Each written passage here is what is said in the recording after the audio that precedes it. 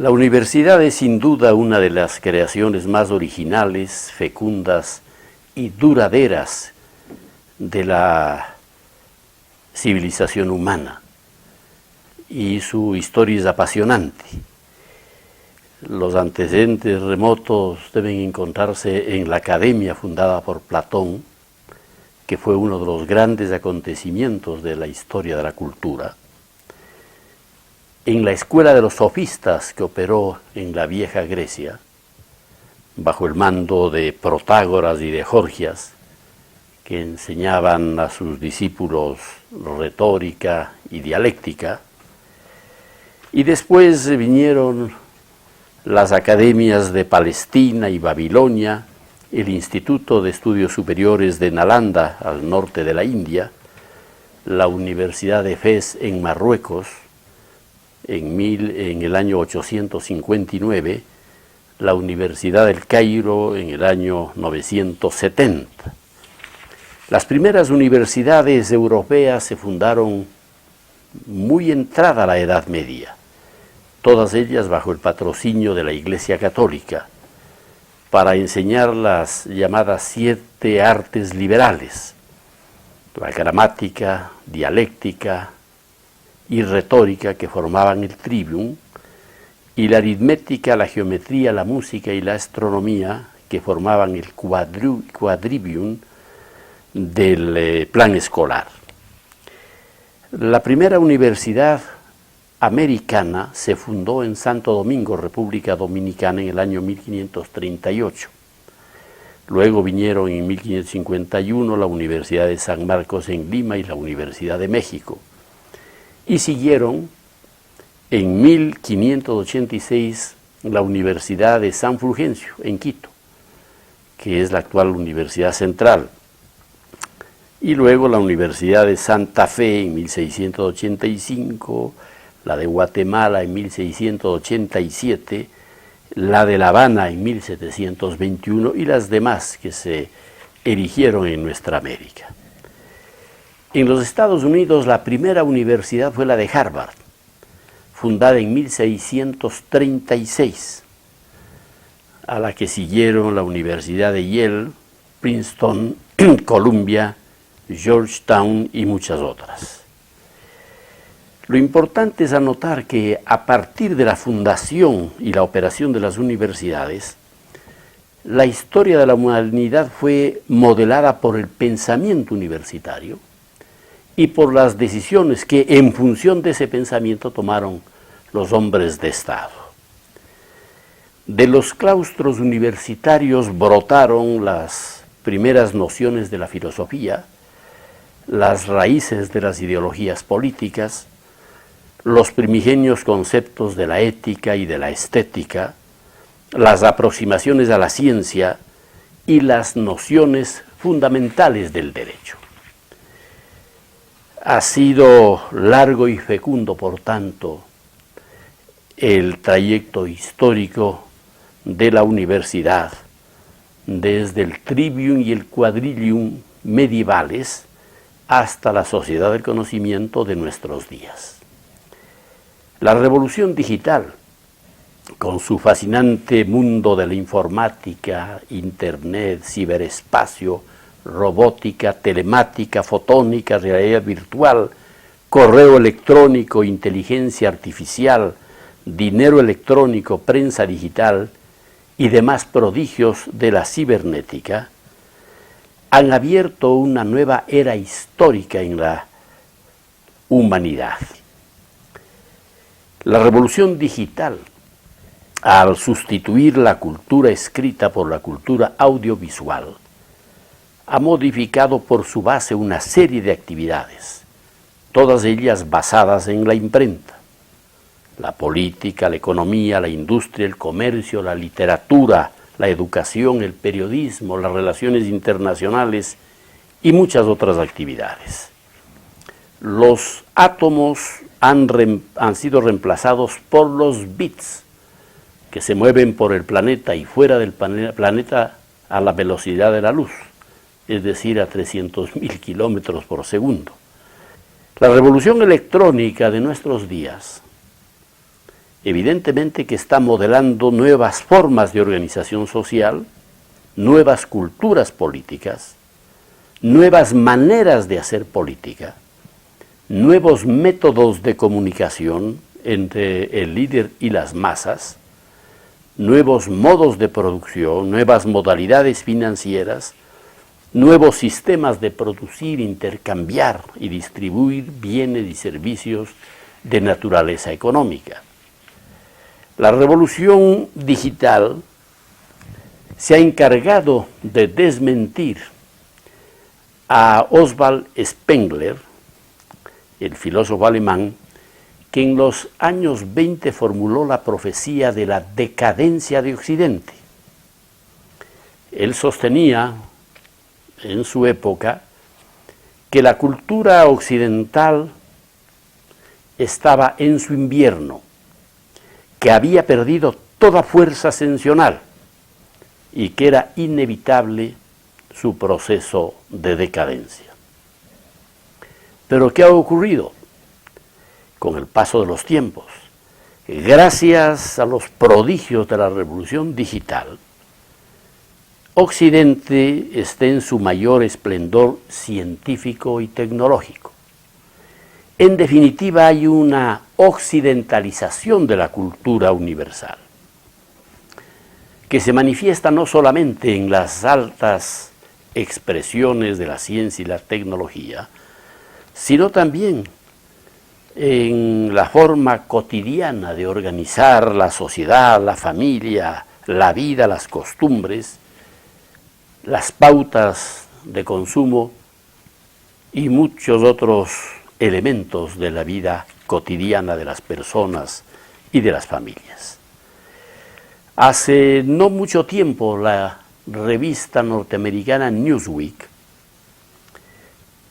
formuló el escalafón de las 50 mejores universidades del planeta, de las cuales 30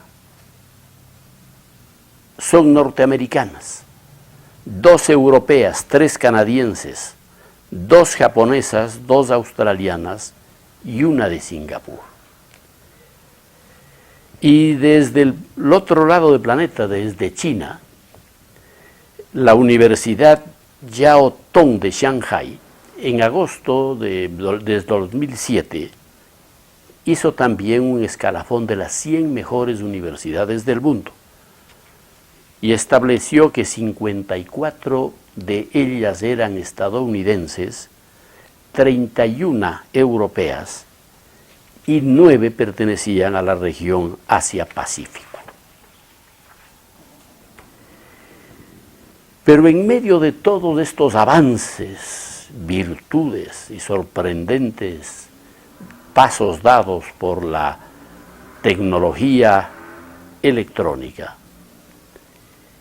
la revolución digital ha producido también preocupantes retrocesos en la vida social nacional e internacional.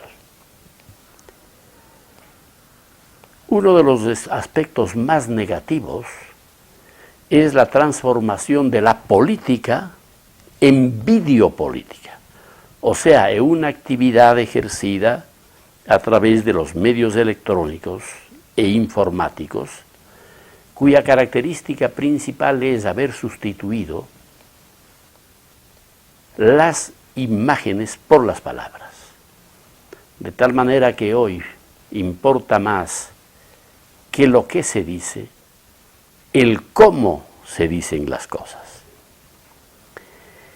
En la videopolítica contemporánea, la informática, en complicidad con los medios audiovisuales, ha encumbrado o tiende a encumbrar falsos valores, porque suplanta la inteligencia por la telegenia de los actores políticos, su personalidad por su imagen, la realidad por la apariencia, la verdad por la verosimilitud, la sustancia por el estilo, el contenido por la envoltura, la consistencia de las ideas por la eufonía, la respetabilidad por la popularidad y las tesis por los eslóganes. Recuerdo como anécdota que un muy brillante publicista colombiano llamado Oscar Lombana se inventó en 1982 un eslogan que tuvo un efecto formidable. Era el "sí se puede". Vendió ese eslogan al entonces candidato conservador a la presidencia de la República de Colombia, Belisario Betancur.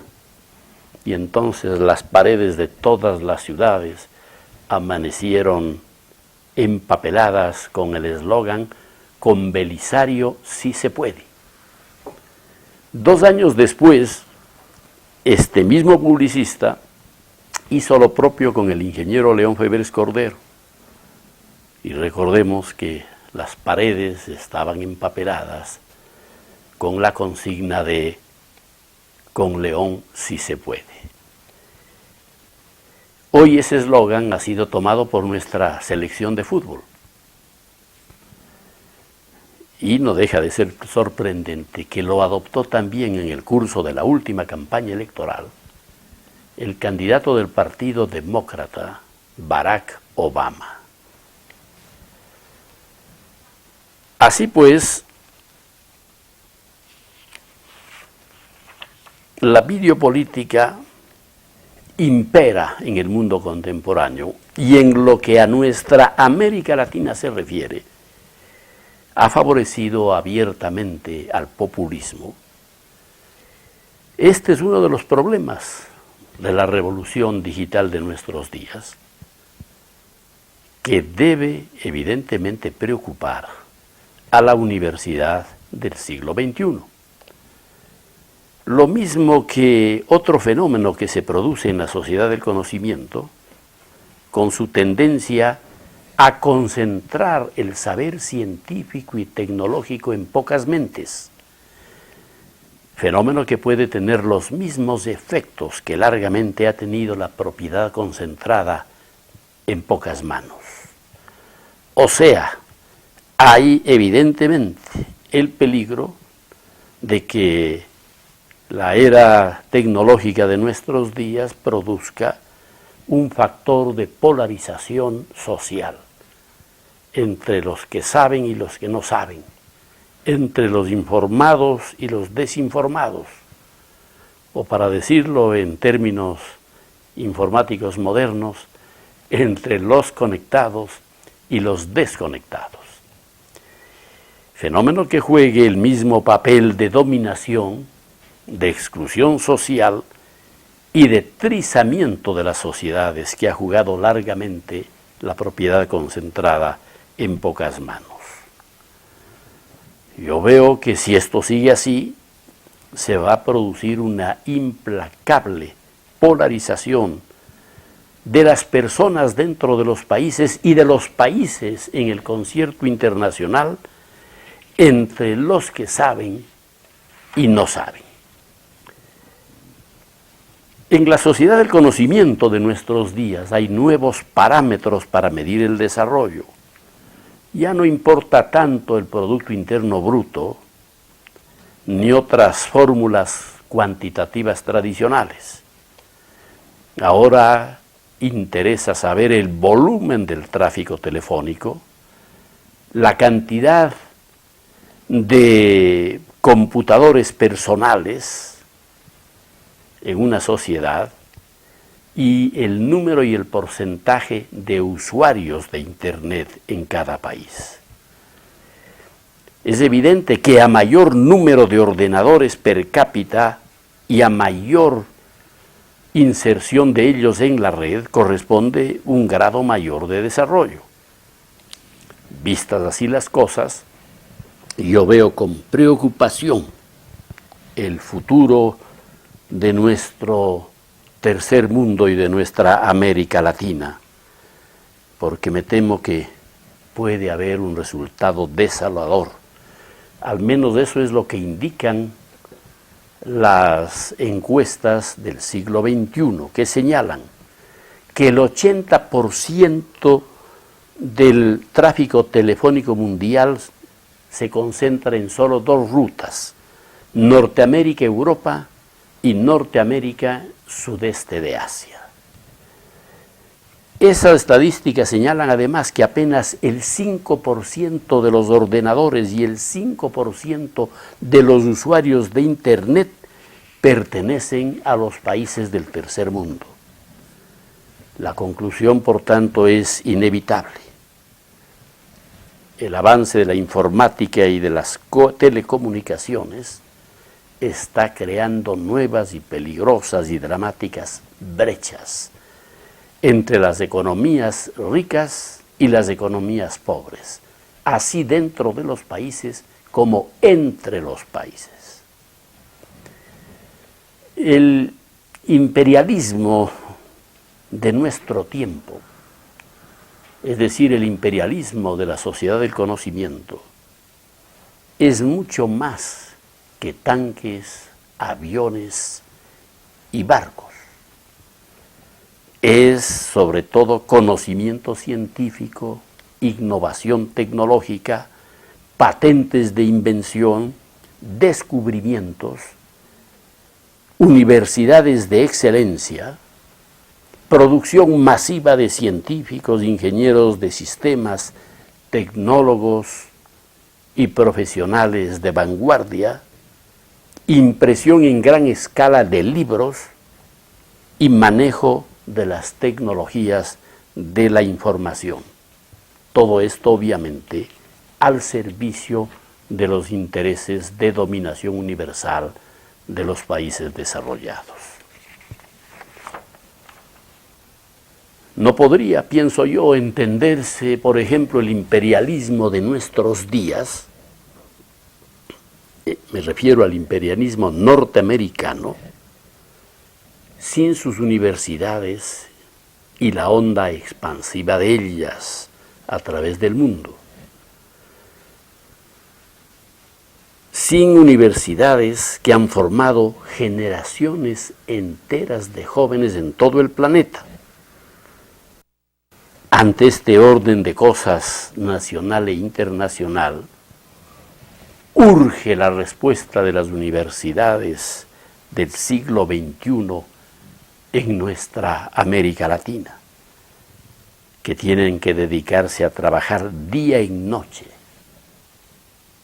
en rectificar la tendencia hacia la concentración del saber científico y tecnológico en pocas mentes, que, como dije antes, está llamado a tener efectos de polarización, de dominación, de exclusión social y de trizamiento de las sociedades.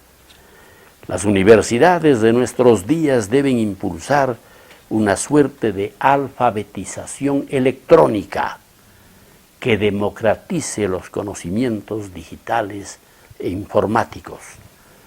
Debe romper el desfase que hoy se da entre los avances de la ciencia y los atrasos de la ética.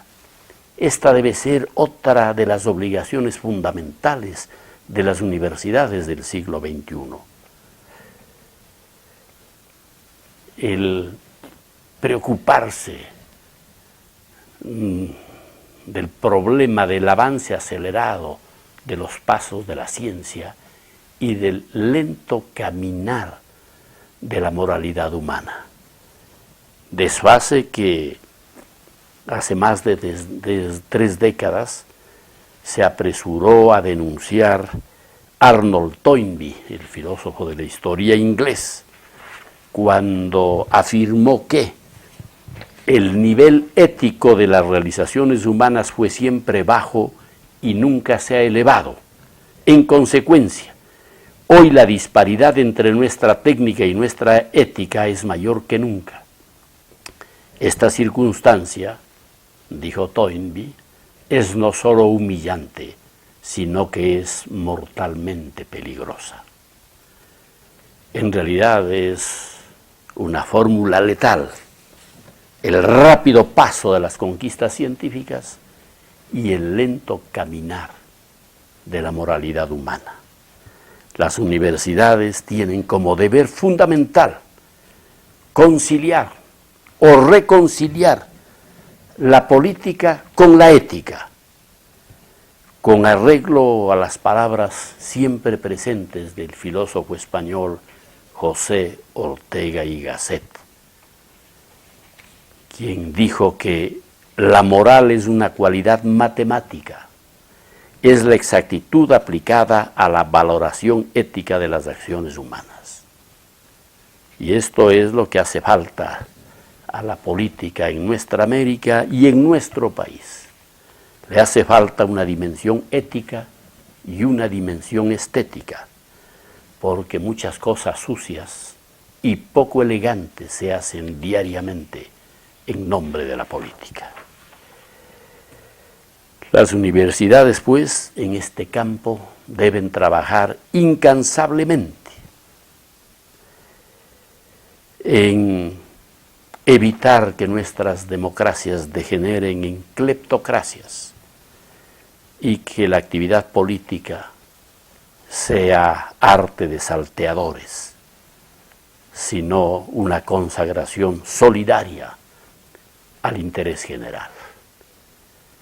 Es por todo lo dicho muy importante, muy definitorio, muy urgente el papel que están llamadas a cumplir las universidades ecuatorianas del siglo XXI.